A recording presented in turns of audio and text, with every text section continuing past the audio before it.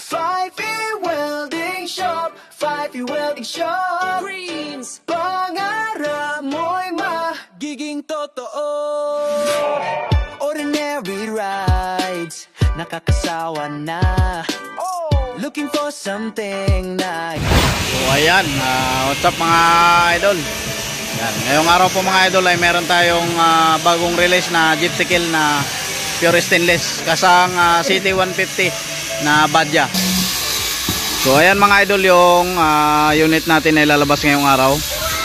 Yan, pure stainless steel top. Yan. So unti-unti na natin pinapakarwas dahil habol siya mga idol sa sa biyahe ng barko.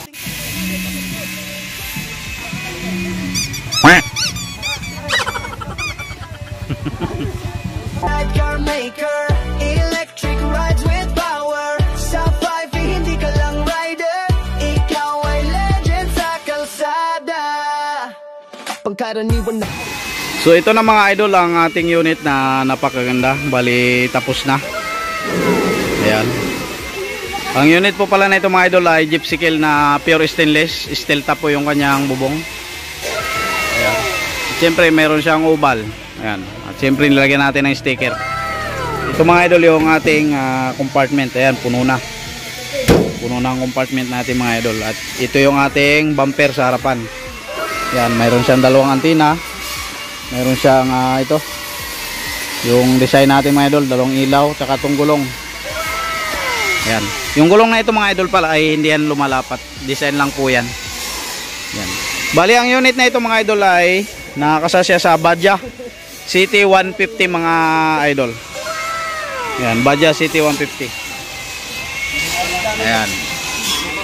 Ang motor na ito mga idol ay alam naman natin na malambot yung kanyang shock dito. Kaya ang ginawa natin mga idol ay dinala natin sa motor shop para pinalagyan natin ng spacer at dinagdagan ng langis para lalong tumigas. So ayan, baliwala na yung gypsy kill. Ayan. Ayan, ito yung kanyang driver side. Siyempre mayroon siyang windshield. Mayroong side mirror. Ayan, at siyempre itong ladder na nilagay natin. Ayan.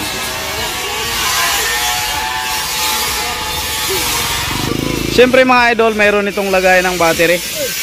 Ayan. 1SM battery na Motolite. Ayan. At protection mga idol sa salamin para hindi mabasag ng passenger.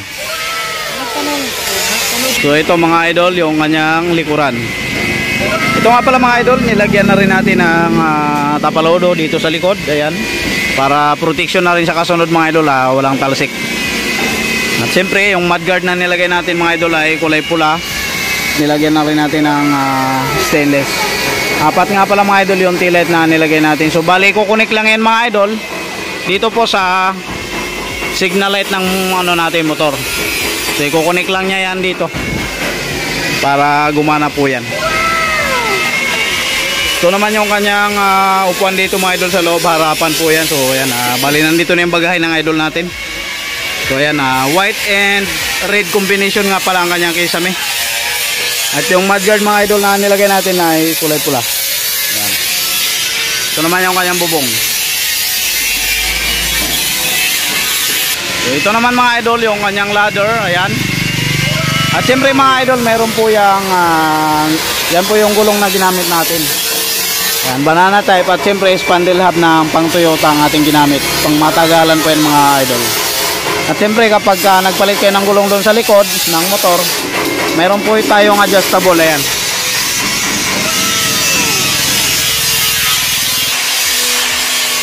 So ayan nga mga idol, nilagyan din natin siya ng oval para kita ni idol yung gutter.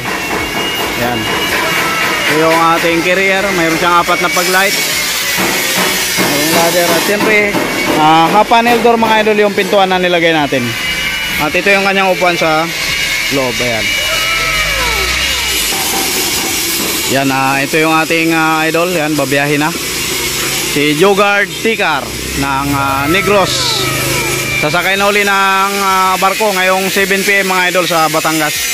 So ibibiyahin niya lang kasi itong unit. Pick up lang. Ayan. Siyempre mga idol, ang halaga ng unit na pinagawa sa atin ay 120,000. So ganyang setup na. Yan. So dati mga idol, ang price natin yan ay 130. So bumaba naman yung mga presyo na ang bilihin. Kaya ang price natin sa ating sidecar ay 120,000. So ayan, maraming salamat sa inyo lahat mga idol, lalo na sa mga patuloy nating nanonood at sa mga subscriber natin dyan. Yan, shoutout po sa inyo lahat. Sa mga idol natin sa Iloilo, ayan, sa Negros, yan, magpagawa na kayo. Ito si idol, oh, pagawa sa atin, yan. Tulad. Yan, ang shipping ng ganitong unit mga idol kapag ka sa barko ay 5,800 yung ganitong sidecar. So wala pang 10,000 kasama yung pati kayo mga idol, yung driver. Yan, maraming salamat sa inyo lahat mga idol. God bless po at ingat po tayong lahat.